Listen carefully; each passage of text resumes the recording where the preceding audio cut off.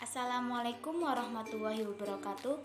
Nama saya Melsa Dila Nurzen, NIM 2120275 dari kelas Tafsir Tarbawiki.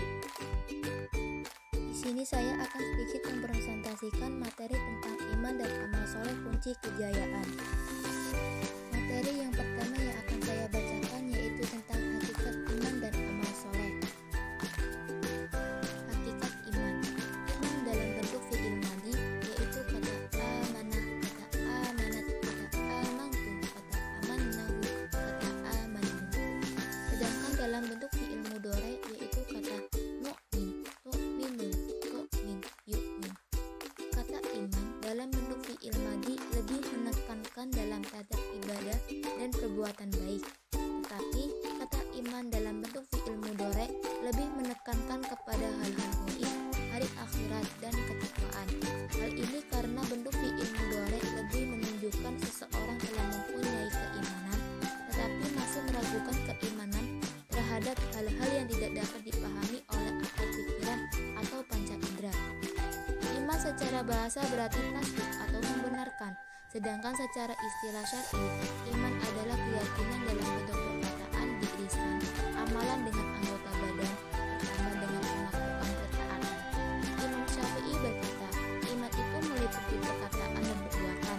Dia bisa bertambah dan berkurang, ditambah dengan sebab ketaatan dan berkurang dengan sebab kemaksiatan.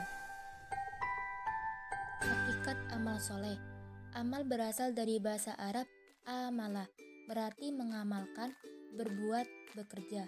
Kata ini sering dipertukarkan dengan sedekah.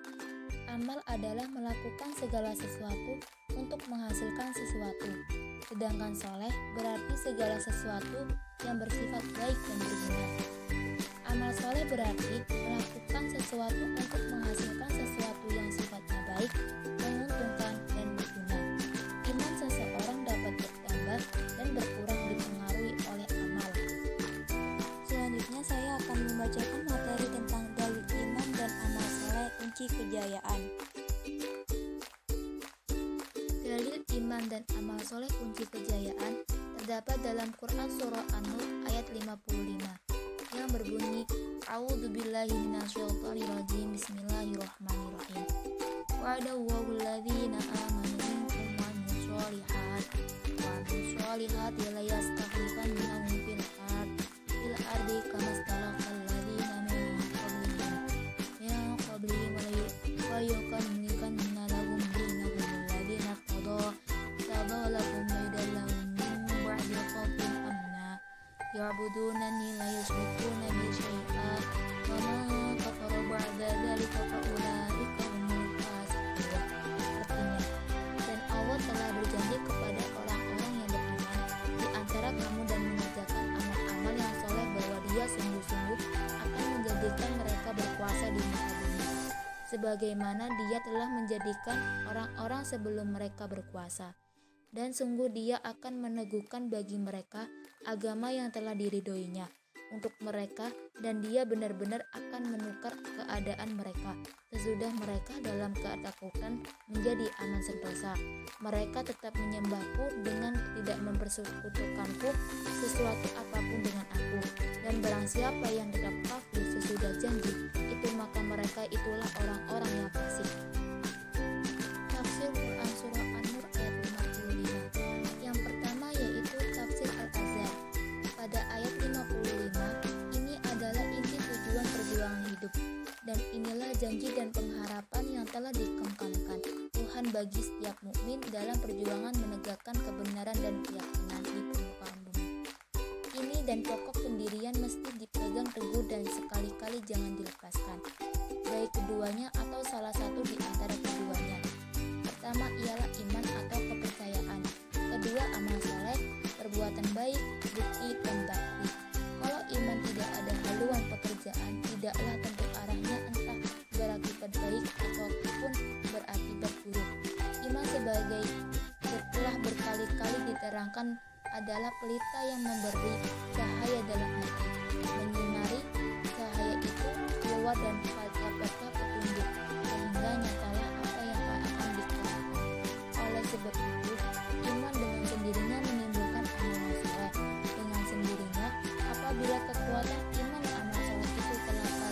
waktu dan telah menimbulkan hasil nyata dalam masyarakat, maka agama yang dipeluk pun menjadi kokoh dan teguh, berurat ke bumi, bercabang ke langit, tidak dapat diusik dan diganggu orang lain, sebab dialah agama yang diridhoi Allah. Materi selanjutnya yang saya akan presentasikan yaitu aplikasi kehidupan. Aplikasi kehidupan. Dengan demikian, keseharian orang mukmin sejatinya penuh dengan amal soleh seperti beramal, berusaha, berupaya, berbuat, bekerja. Sebab amal soleh buah dari iman. Optimis dalam beribadah kepada Allah Subhanahu wa Ta'ala atas segala usaha yang dilakukannya, karena percaya pertolongan Allah Subhanahu wa Ta'ala sangat dekat kepada orang yang berbuat baik. Kita juga harus menjauhi maksiat. Kita sebagai makhluk sosial harus membiasakan dan senang melakukan amal soleh, karena iman dan amal soleh merupakan kunci kejayaan. Materi yang terakhir yang akan saya presentasikan yaitu aspek tarbawi. Aspek tarbawi. Buah dari iman adalah amal soleh. Di dunia iman menjadi pembimbing dan penerang hati, dan di akhirat iman menjadi penyelamat diri. Iman dan amal soleh keduanya tidak dapat dipisahkan. Fluktuasi iman dipengaruhi amal, iman akan meningkat dengan amal soleh. Iman akan menurun dengan amal maksiat. Iman dapat memberikan ketenangan dan ketentraman jiwa.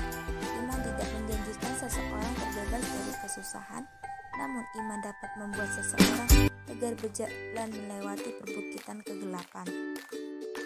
Peganglah kuat-kuat iman dan amal soleh, karena itu kunci kejayaan.